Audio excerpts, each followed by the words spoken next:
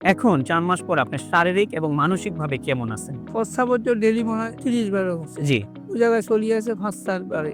আলহামদুলিল্লাহ। খাবার রুচি থাকতো না। আমি ১০০ গ্রাম ছেড়ে ভাত খেতে পারতাম না। ওইটাও আমার আল্লাহর আল্লাহর রহমতে রুচিটাও আজকে খেতে রুচিও পারতেছেন। জি। তো সব দিকে আমি ২ মাস বাড়ি থেকে কোনো দিকে বাড়তে পারিনি। ২ মাস পরে আল্লাহর রহমতে আমি চেম্বারে বসে রুগীও দেখতেছি এবং এর মাঝে ভিত্তি লাইন ধরিয়ে ওষুধ রাখছি। রুগীও খাইয়ে ওষুধও খাইয়ে। মানে আপনি রোগীও দেখতেছেন, আল্লাহর রহমতে আমাদের ওষুধগুলোও খাচ্ছেন। ওষুধও খাইয়ে। যাক আলহামদুলিল্লাহ, আল্লাহ কবুল করুক। আসসালামু আলাইকুম ওয়া রাহমাতুল্লাহি ওয়া বারাকাতুহু। আমি ডক্টর মোহাম্মদ আসলাম, ডিএইচএমএইচ, বিএইচবি ঢাকা, বিএইচএমএইচ অনকোর্স ঢাকা বিশ্ববিদ্যালয়। বর্তমানে বিশ্বনন্দিত ক্যান্সার চিকিৎসক অধ্যক্ষ ডক্টর এসএন সারোয়ার স্যারের চেম্বার গণস্বাস্থ্য হোমিওতে ক্যান্সার চিকিৎসক হিসেবে নিয়োজিত আছি। আল্লাহর রহমতে আজকে আমি আপনাদেরকে পরিচয় করিয়ে দিতে যাচ্ছি আমাদের একজন পেশেন্ট, যিনি আলহামদুলিল্লাহ আল্লাহর রহমতে গল ব্লাডার সিএ থেকে উনি আলহামদুলিল্লাহ আল্লাহ ওনাকে মাফ করেছেন। ওনার সাথে আমরা সরাসরি পরিচয় হতে যাচ্ছি এবং ওনার মুখ থেকে আমরা শুনবো ওনার বিস্তারিত চিকিৎসা ব্যবস্থা, ওনার সবকিছু।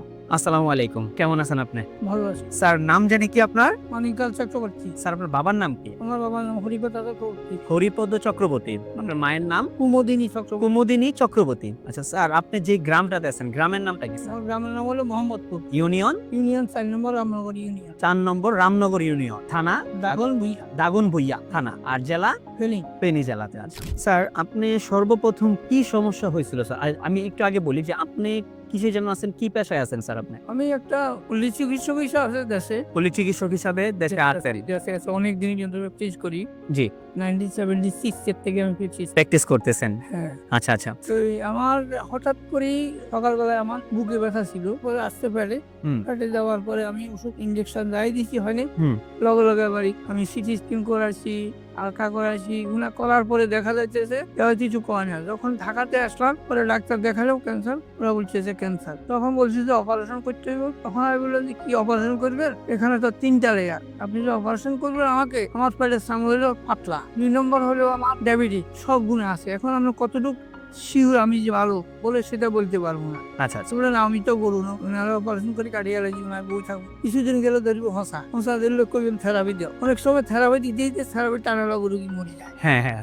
ঠিক আছে। জি। এবং দাঁত হরি যায়, সুর হরি যায়, আমি অপারেশন করবো না। তখন আর ছেড়ে বললাম চলো চলো। বাড়িতে যাওয়ার পরে একটা লোকের কাছে উনি আমার বাবা হতে এই ডাক্তার সাহেবের ইয়ে পাইছে। মানে আপনার ছেলে ওই অনলাইনের মাধ্যমে, যে কোনো মাধ্যম থেকে আপনার আমাদের একটা ভিডিও পাইছেন। তখন আমরা এটা নিয়ে এখানে আসছি। আল্লাহর রহমতে আমরা, আপনি যে আমাদের এই চিকিৎসাগুলো করলেন, আপনারা তো ডাক্তার বলছিল যে আপনি এই অবস্থাতে যাবেন, বা যে খারাপ কন্ডিশনটা ছিল সেই কন্ডিশনটা থেকে আল্লাহর রহমতে আমাদের স্যারের চিকিৎসায় আপনার 4 মাসের মধ্যে দেখলেন যে আপনার ক্যান্সারটা আলহামদুলিল্লাহ নাই। এখন 4 মাস পর আপনি শারীরিক এবং মানসিকভাবে কেমন আছেন? প্রস্রাবের তো ডেইলি মনে হয় 30 বারের মতো। জি, ওই জায়গায় চলিয়ে আছে ৫-৪ বারে।